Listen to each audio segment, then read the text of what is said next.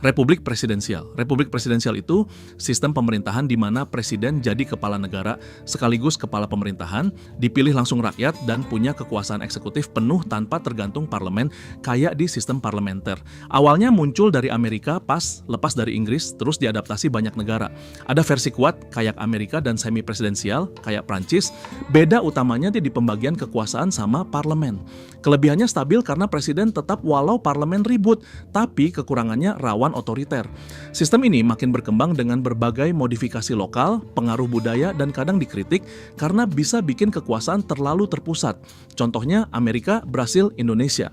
Fun fact, di beberapa negara, presiden presidensial tetap pakai gaya ala raja. Republik parlementer. Republik parlementer itu sistem pemerintahan di mana kekuasaan eksekutif dipegang Perdana Menteri yang dipilih parlemen, bukan presiden langsung, dan presiden biasanya cuma simbolik aja. Sistem ini lahir dari Inggris lalu diadaptasi banyak negara Eropa. Ada yang murni kayak Jerman dan semi kayak India, bedanya di seberapa besar peran presidennya. Kelebihannya lebih demokratis dan fleksibel, tapi rawan gonta-ganti pemimpin. Sekarang makin disesuaikan budaya lokal dan kadang dikritik karena konflik antar partai. Contohnya India, Jerman, Italia. Fun fact, kadang presidennya nggak dikenal orang negaranya sendiri. Republik semi-presidensial. Republik semi-presidensial itu sistem campuran di mana ada presiden kuat yang dipilih rakyat dan Perdana Menteri yang ditunjuk parlemen. Jadi kekuasaan dibagi dua dan harus kerja bareng. Awalnya populer di Prancis pas era de Gaulle, lalu menyebar ke negara lain. Ada versi presidensial berat kayak Rusia dan parlementer berat kayak Prancis, tergantung siapa yang dominan. Kelebihannya fleksibel, tapi kalau presidennya beda arah sama parlemen, bisa ribut mulu. Sistem ini terus berevolusi biar cocok sama budaya lokal, tapi sering dikritik karena bingungin dan bisa bikin dua kepala tapi satu badan. Contohnya Prancis, Portugal, Sri Lanka. Fun fact, kadang Perdana Menterinya lebih sibuk tapi presidennya yang sering disorot kamera. Monarki konstitusional. Monarki konstitusional itu sistem kerajaan di mana raja atau ratu cuma simbol negara, kekuasaan nyatanya dipegang parlemen dan perdana menteri, jadi beda sama monarki absolut. Ini muncul dari Inggris setelah Revolusi Glorious, terus jadi model banyak negara. Ada yang aktif dikit kayak Inggris dan yang cuman figuran banget kayak Jepang. Kelebihannya stabil dan tradisional, tapi dikritik karena masih pakai sistem turun-temurun. Sekarang banyak berkembang tapi tetap jaga simbol budaya. Contohnya Inggris, Swedia, Jepang. Fun fact, Ratu Inggris nggak bisa asal nonton Netflix, harus lewat protokol. Monarki absolut. Monarki absolut itu sistem di mana raja punya kuasa penuh atas negara tanpa batasan hukum atau parlemen. Pokoknya dia yang paling atas. Sistem ini muncul dari Eropa abad pertengahan, terkenal lewat Raja Louis XIV Prancis yang bilang negara adalah saya. Ada yang total banget, kayak Arab Saudi, dan yang agak longgar. Kelebihannya keputusan cepat, tapi kekurangannya rawan disalahgunakan. Sekarang jarang, tapi masih eksis di beberapa negara. Contohnya Arab Saudi, Brunei. Fun fact, di monarki absolut, keputusan raja bisa lebih cepat dari loading wifi. Teokrasi. Teokrasi itu sistem pemerintahan di mana kekuasaan dipegang pemimpin agama atau hukum negara berdasarkan ajaran agama. Jadi negara dan agama nyatu banget. Dulu banyak muncul di peradaban kuno kayak Mesir dan Israel. Sekarang bentuk modernnya bisa beda-beda. Ada yang total kayak Iran dan yang simbolik.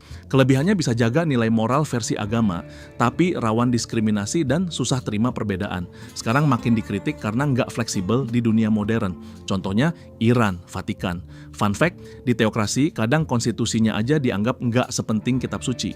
Komunisme modern. Komunisme modern satu partai itu sistem di mana negara dikontrol penuh oleh satu partai komunis tanpa oposisi dengan ide utama semua milik bersama dan negara ngatur ekonomi. Berawal dari pemikiran Karl Marx terus jadi nyata lewat Uni Soviet dan Tiongkok. Ada yang keras banget kayak Korea Utara dan yang agak fleksibel kayak Tiongkok sekarang. Kelebihannya stabil dan bisa atur pembangunan cepat, tapi kekurangannya minim kebebasan dan rawan otoriter. Sekarang masih eksis tapi udah banyak adaptasi kapitalis. Contohnya Tiongkok, Vietnam, Korea Utara. Fun fact, di beberapa negara, satu partainya bisa lebih eksis dari boyband K-pop. Sosialisme demokratis. Sosialisme demokratis itu ideologi yang nyatuin ekonomi sosialis sama sistem politik demokrasi. Jadi rakyat tetap bebas milih pemimpin, tapi negara ikut campur buat jamin kesejahteraan bareng-bareng. Muncul dari reaksi atas komunisme otoriter dan kapitalisme liar, populer banget di Eropa abad 20. Ada versi yang fokus kesejahteraan, kayak Skandinavia, dan yang lebih kiri dikit, Kelebihannya adil dan merata, tapi dikritik karena pajak tinggi dan birokrasi ribet. Sekarang makin ngetren lagi di kalangan anak muda yang pengen sistem lebih manusiawi. Contohnya Swedia, Norwegia, Denmark. Fun fact, di sana kuliah dan rumah sakit bisa gratis, tapi beli burger bisa semahal skincare. Diktator militer atau junta itu sistem di mana militer ngambil alih pemerintahan, biasanya lewat kudeta, dan pemimpinnya orang berseragam yang ngatur negara kayak lagi mimpin pasukan.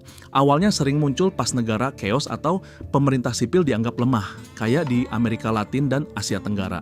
Ada yang dipimpin satu jenderal, model diktator, dan ada yang kolektif, model junta. Kelebihannya bisa stabilin situasi cepat, tapi kekurangannya jelas. Minim hak rakyat, nyaris nggak ada demokrasi. Sekarang masih ada, tapi makin dikritik karena pelanggaran HAM. Contohnya Myanmar, Mesir. Fun fact, beberapa jenderal junta pernah bikin partai biar kelihatan demokratis, padahal ya gitu-gitu aja. Kapitalisme otoriter itu sistem di mana negara ngasih ruang buat pasar bebas dan bisnis tumbuh pesat, tapi tetap dikendalikan pemerintah otoriter yang ngerem kebebasan politik rakyatnya. Muncul dari kombinasi ekonomi kapitalis barat dan kontrol politik ala rezim kuat, makin kelihatan setelah era Perang Dingin. Ada yang dominan negara, kayak Tiongkok, dan yang kasih ruang sektor swasta, tapi tetap keras, kayak Rusia. Kelebihannya efisien dan pertumbuhan tinggi, tapi rawan korupsi, sensor, dan ketimpangan.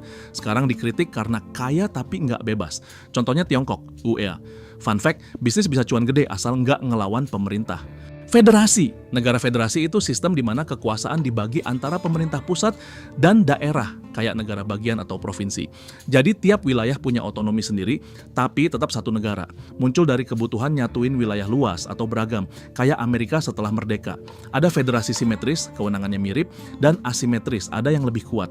Kelebihannya fleksibel dan cocok buat negara gede, tapi rawan tumpang tindih aturan. Sekarang makin adaptif, tapi kadang bikin bingung soal siapa yang ngatur apa. Contohnya Amerika Serikat, Jerman, India. Fun fact, di Amerika ganja bisa legal di satu negara bagian tapi ilegal di pusat, kayak punya dua orang tua beda prinsip. Kesatuan. Negara kesatuan adalah bentuk negara yang memiliki satu pemerintahan pusat dengan kekuasaan tertinggi, meskipun ada pembagian wilayah administratif. Karakteristik utamanya adalah kesatuan dan integrasi di mana pemerintah pusat memiliki kontrol penuh. Sejarahnya berawal dari kerajaan atau negara yang ingin menjaga stabilitas nasional. Tipe negara kesatuan meliputi yang terpusat seperti Prancis dan desentralisasi seperti Jepang. Kelebihannya adalah stabilitas politik, namun bisa kurang fleksibel di level daerah. Secara sosial, sistem ini cenderung memperkuat identitas nasional, meski ada kritik soal kurangnya otonomi lokal. Beberapa contoh nyata adalah Indonesia dan Inggris. Fun fact, Inggris sempat menggunakan sistem serupa, tapi dalam bentuk kerajaan yang sangat terpusat. Satu partai. Negara satu partai adalah sistem politik di mana hanya ada satu partai yang berkuasa, mengontrol hampir semua aspek kehidupan politik dan pemerintahan. Biasanya, ini muncul dari revolusi atau gerakan politik yang ingin menghapuskan pluralisme. Tipe negara satu partai terbagi antara yang otoriter dan yang lebih sosialis. Keuntungan sistem ini adalah stabilitas dan efisiensi, tetapi sering dikritik karena membatasi kebebasan politik. Cina adalah contoh nyata, dan fun fact-nya, meskipun satu partai, mereka punya pemilu, tapi cuman untuk anggota partai. Multipartai. Negara multipartai adalah sistem di mana banyak partai politik ikut serta dalam pemilihan umum, memberikan lebih banyak pilihan bagi rakyat. Asalnya dari tradisi demokrasi yang mengutamakan keberagaman pendapat. Tipe negara multipartai terbagi antara sistem koalisi, seperti di Jerman, dan sistem mayoritas, seperti di India. Kelebihannya adalah inklusivitas dan kebebasan berpolitik, tapi bisa bikin pemerintah lambat karena koalisi yang sering ribut. Negara-negara seperti India dan Brasil pakai sistem ini. Fun fact, Indonesia pernah mengalami koalisi yang sangat beragam. Oligarki modern de facto adalah sistem di mana sekelompok kecil orang atau elit mengendalikan kekuasaan meskipun secara resmi negara terlihat demokratis. Asalnya bisa jadi dari konsentrasi kekayaan atau kekuasaan dalam tangan segelintir orang. Tipe-tipe oligarki ini bisa berbentuk korporasi besar atau keluarga kaya yang mempengaruhi politik. Kelebihannya adalah stabilitas ekonomi, tapi sering dikritik karena menambah ketimpangan sosial. Contohnya Amerika Serikat dan Rusia. Fun fact, beberapa pengusaha besar bahkan lebih berpengaruh daripada politisi di beberapa negara. Mikroreligius. Negara mikroreligius adalah negara kecil yang diatur berdasarkan prinsip atau ajaran agama tertentu. Biasanya negara ini punya wilayah sangat terbatas dan menjadi pusat spiritual bagi penganut agama tersebut. Asalnya sering berhubungan dengan perkembangan agama besar atau tempat ziarah. Kelebihannya adalah kesatuan agama dan budaya, tapi sering terjebak dalam keterbatasan sosial dan politik. Contohnya adalah Vatikan dan Monaco. Fun fact, Vatikan meski kecil punya pengaruh besar dalam politik dunia.